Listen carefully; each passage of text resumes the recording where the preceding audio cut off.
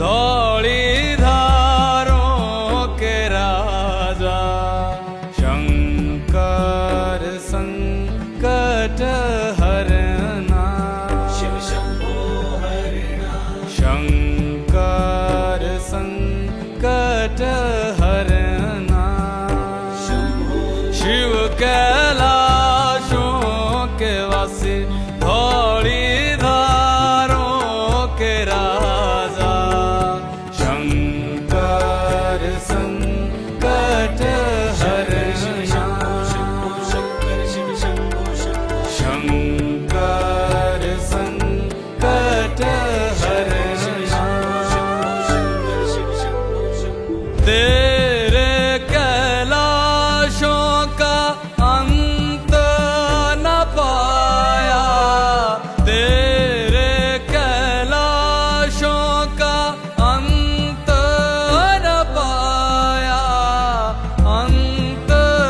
बेअंत तेरी माया ओ भोले बाबा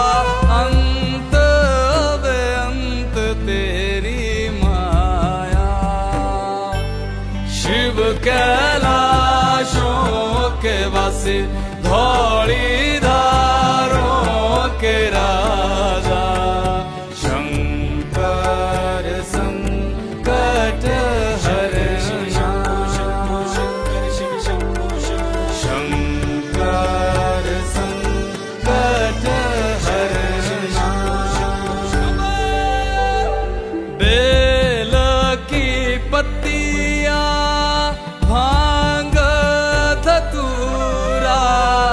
बेल की पत्तियां भांग धतूरा शिव जी के मन को लोभाए ओ भोले बाबा शिव जी के मन को लोभाए शिव कैलाशों के वासी धौली धारों के राजा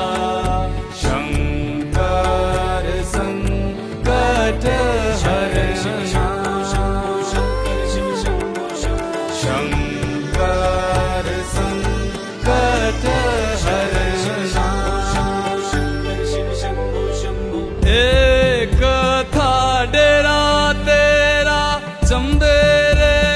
चगाना एक था डेरा तेरा चंदेरे चगाना